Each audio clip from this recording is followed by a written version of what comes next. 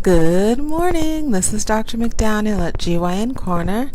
I'm a board-certified obstetrician gynecologist in New York City, Midtown Manhattan, and I'm bringing to you all things health-related for women.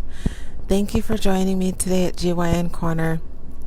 It's a lovely TGIF Friday. Today is September 27th, and in New York City, it's gorgeous, a little cool. It is autumn, but it's really bright and sunny. It looks like it's going to warm up later today, so I hope everyone is having at least a halfway decent or as nice a day today as we're having. So let's see. Previously, I spoke about PID, or pelvic inflammatory disease, and I mentioned towards the end, the conclusion presentation, that the infectious process from PID can potentially cause ASHERMAN'S syndrome, and today I'm speaking about ASHERMAN'S syndrome. It'll probably be at least a 2, maybe 3-parter. We'll see how much I have to talk about for the next presentation or so. So ASHERMAN'S syndrome is a syndrome that presents with predominantly light, spotty, or a lack of menstrual cycles, often with menstrual pain that's within normal limits or sometimes quite severe, and most frequently it is diagnosed or noted when the woman presents with fertility problems. Now, ASHERMAN'S syndrome occurs due to scarring of the uterine lining, or the uterine lining is called the endometrium, so it's due to scarring of the endometrium. And it's estimated that approximately 1.5% of infertility patients have their infertility credited to ASHERMAN'S syndrome. So, ASHERMAN'S syndrome is not a common phenomenon. It's considered rare because less than 2% of the population that's looked at has the problem, so it's considered a rare disorder. But I've seen ASHERMAN'S syndrome a handful of times, so to me it doesn't seem super rare, but I suppose since I've been practicing for 27 years now, it is fairly rare. But I've seen it maybe 5 to 7 times or so in my career. It is always on the top of my list if someone has had a procedure or an event, and then subsequent to that event they have menstrual cycle issues. So ASHERMAN'S syndrome occurs due to scarring of the uterine lining, and that scarring of the uterine lining occurs when there's any form of destruction or a removal of the basal layer of the lining of the uterus. So the uterine lining is where we call it tissue, where the tissue or the blood builds up in the uterus to cause a menstrual cycle eventually, but ultimately to allow for implantation of a pregnancy.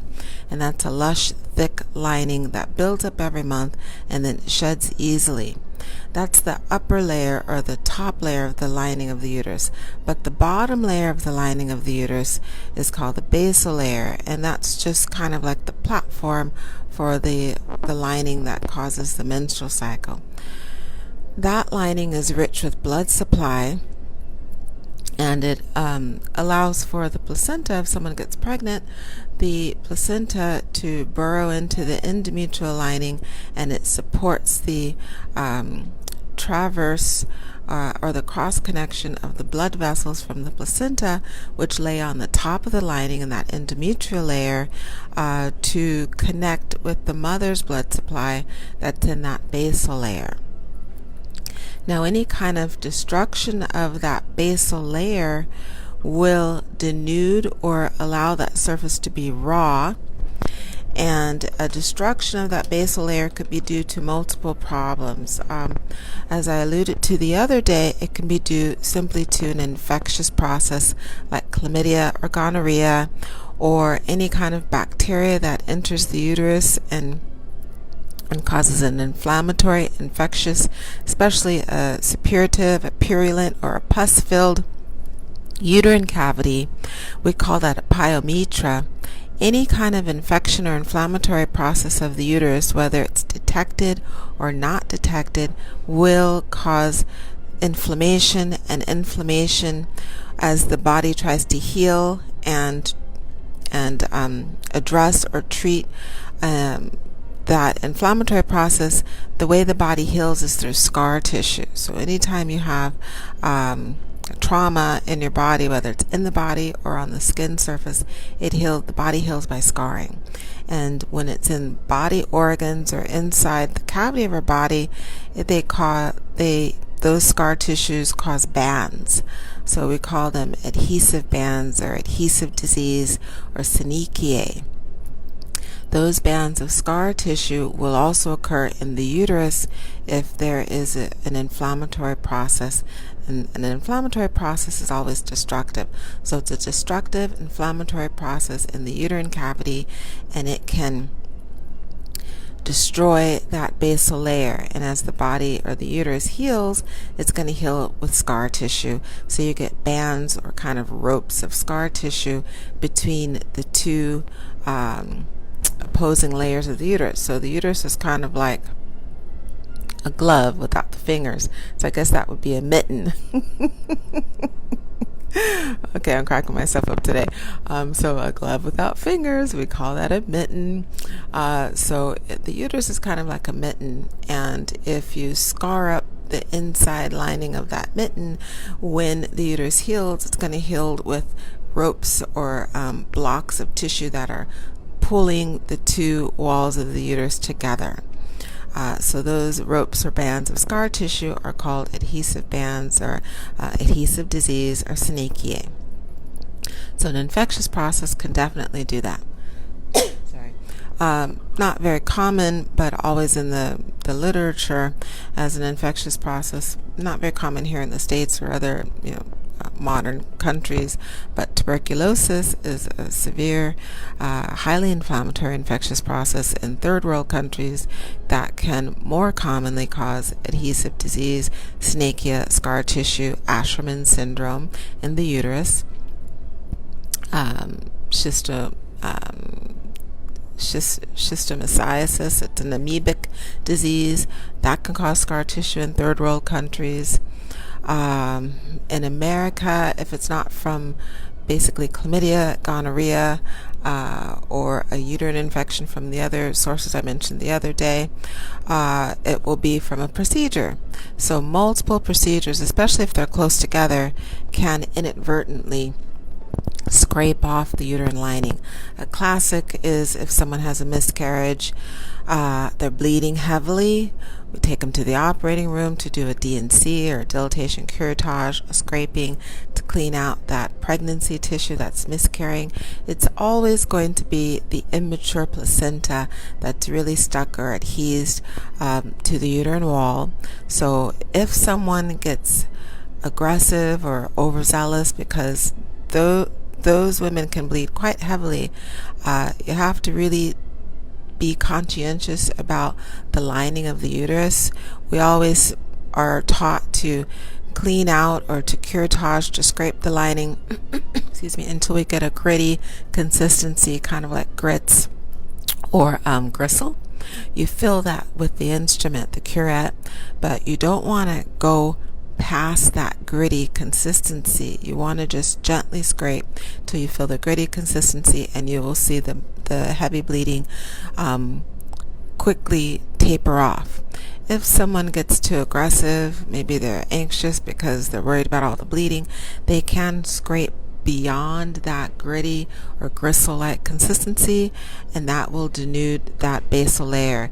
And if you have two areas inside the uterus or inside that mitt that both have that denuded area, it's going to heal by scarring, and it's going to cause synechiae or adhesive band. So after a miscarriage, D&C, that is a relatively common phenomenon that will cause the scar tissue. It can also occur if someone's had a fibroid surgery, myomectomy, plucking out the fibroids. If you have two, especially if the fibroids are inside the lining of the uterus, if they're submucosal fibroids, we are going to often encounter fibroids that can traverse from the lining of the uterus inside, the submucosal, all the way through the uterine wall or right underneath the lining outside of the uterus. That's definitely going to compromise the basal layer. And in removing that fibroid, if there's another fibroid where its scar tissue also, or the areas denuded or removed, if they're opposed, they're going to stick together. So from fibroid surgery, D&C after a miscarriage, especially if there's quite a bit of bleeding, or classic is also if someone's had multiple D&Cs for abortions, that can frequently denude the lining of the uterus because you've had multiple surgeries, so you have multiple people scraping and scraping and scraping. That's not super common, but I have had patients who have had more than 5 abortions. I've had quite a lot of patients who've had more than 5 abortions. I've even had probably off the top of my head, I'd say I've had maybe 30 to 50 patients who have had over 10 abortions. Especially, I was working on the east side of Manhattan. We have a lot of patients from the UN, and in the 90s, we had a lot of patients from Russia right after the wall had been torn down, after the Soviet Union was opened up. A primary source of contraception, or a primary option for contraception, was abortions. They didn't have access to many contraceptive devices, but the government did perform abortions quite easily for them. So I got a lot of Russian patients from the former Soviet Union who'd had, they couldn't even remember how many abortions they'd had, 15, 18, 22 abortions, seriously. But even then, it's difficult. If one's conscientious and doing a D&C, you're not going to compromise the lining, that basal lining. But in different hands, especially when you have that many, you're not going to have the same person. And especially if it's like a factory line. I know in China, I had a colleague who had trained in China, and then she came here and trained here in the States with us. She said when they have abortions, it's like a factory line. Literally, the patients just line up outside the facility, and they don't give them anesthesia at all. They just come in, they sit down in the stirrups, and it's a quick bum, bum, bum, bum, bum, scrape, scrape, scrape, scrape, scrape, and then the patient stands up, walks over to the recovery room, lies down on the cot. So it's one after the other, and she told me it's literally each patient's in the room for 5 minutes. So easily you can see that the surgeon or the gynecologist might be really kind of rough and just scrape, scrape, scrape, scrape, because they're on a time limit really fast. And then back then, the Chinese patients were, the Chinese women were basically fined or penalized if they had more than one child. And most of them wanted a boy to carry on the name. So if they knew they were having a girl child, a lot of them were aborted, or if they'd already had their son, any subsequent pregnancies were aborted. So multiple pregnancies, multiple abortions occurred then. So if someone has several abortions, usually definitely more than 5 or 10, that increases the odds that they're going to have a scenario or two where aggressive curettage or aggressive scraping occurs, and you have denuded or raw surface areas because that basal layer has been removed, and they're going to get stuck together when they heal. They're going to scar, and those bands or ropes of tissue are scar tissue, synechiae, and that causes ASHERMAN'S syndrome. So multiple surgical procedures, infection, D&Cs for sure, myomectomies, sometimes after a C-section, if the placenta did not adhere appropriately to that endometrial or that top layer, then it can go through the lining of the uterus. And if it goes through the lining of the uterus, we call that a percreta.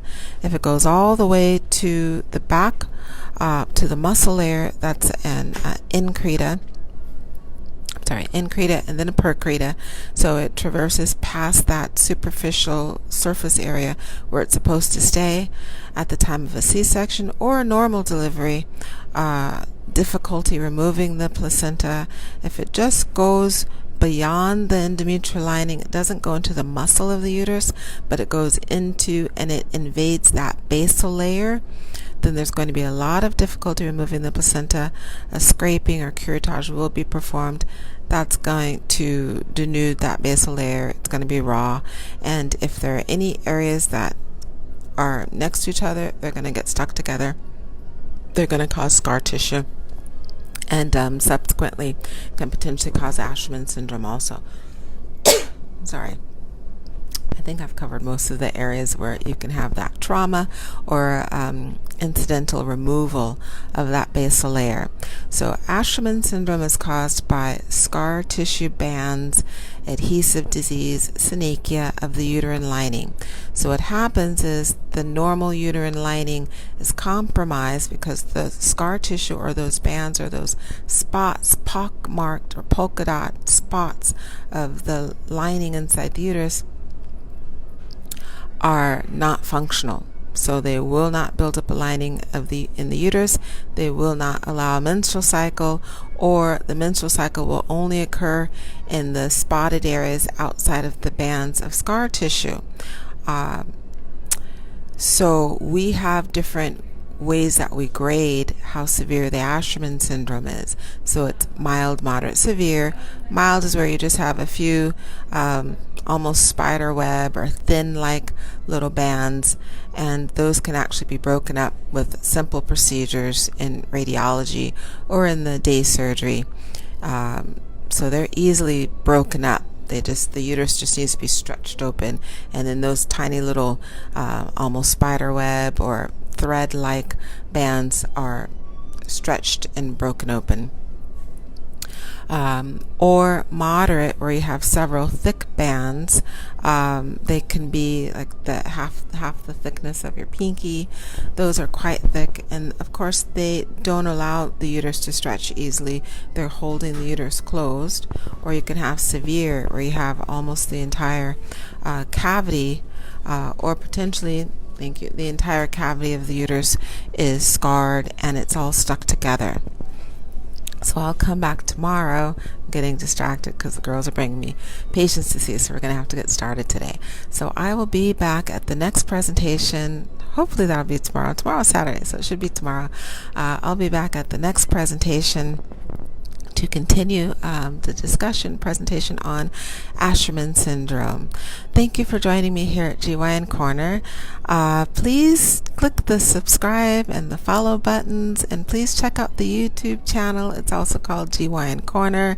You'll get the notifications when I have the presentations and what the topic will be.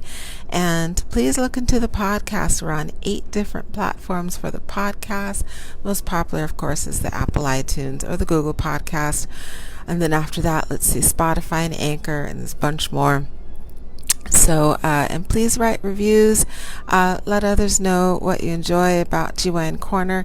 And please send me messages, questions, and ideas for topics. I really want to bring information to everyone that they'd like to hear and that they're interested in finding out about. Thanks again. Have a great rest of your Friday. Bye.